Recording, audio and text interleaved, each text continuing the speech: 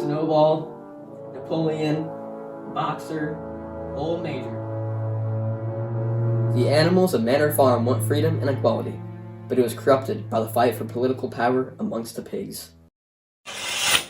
There's a farm in England called Manor Farm, and as you might have noticed, animals lived there.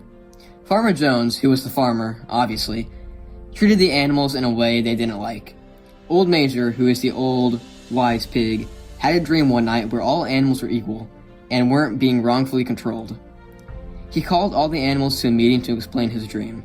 3 days later, Old Major died, and the 3 pigs, Napoleon, Snowball, and Squeaker, take Old Major's vision and turn it into a belief called animalism. One night, the animals gather together and fight Farmer Jones.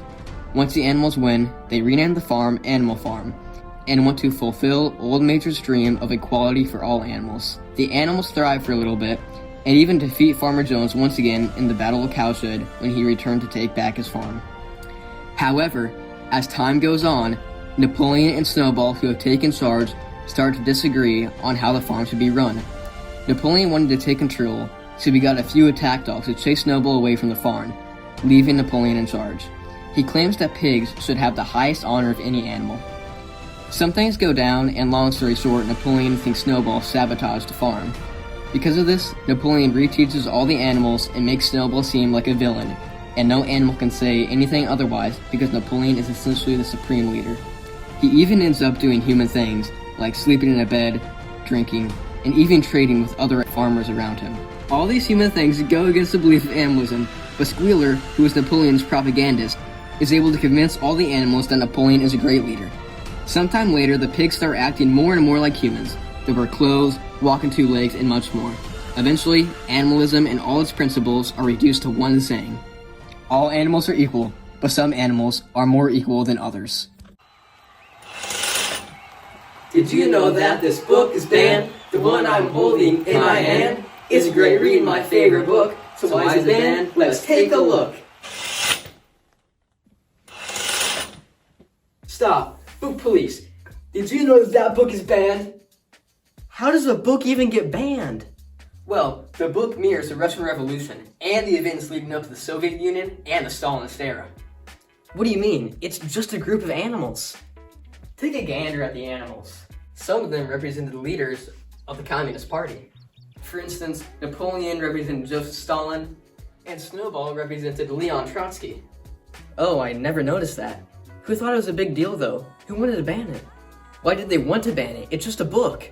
You see, at the time the book came out, the UK and Soviet Union had an agreement with Germany during World War II. The UK and Soviet Union were also allies. The UK didn't want something published that mocked the Soviets because it might jeopardize their relationship. So they banned it. But was the Soviet Union okay with the book? Not at all. As I mentioned earlier, Napoleon, who is a pig and one of the biggest characters in the book, represented Stalin. The Soviet Union wanted to protect Stalin's reputation and preserve communism. So they banned the book to prevent any poor judgment against Stalin. Joseph Pig Stalin. Are those the only places it was banned? No, it was also banned in the US for showing communism.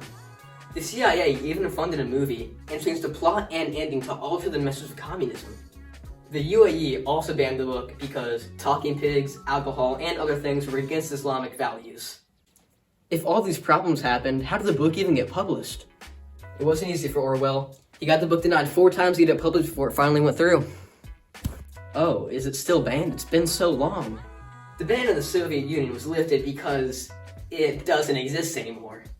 However, the book is still banned in Cuba and North Korea for the same reasons that the Soviet Union banned it.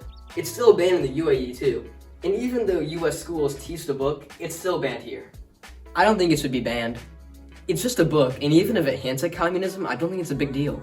I do understand how it's banned in the UAE, however. There are multiple perspectives to it, kid. Think about it.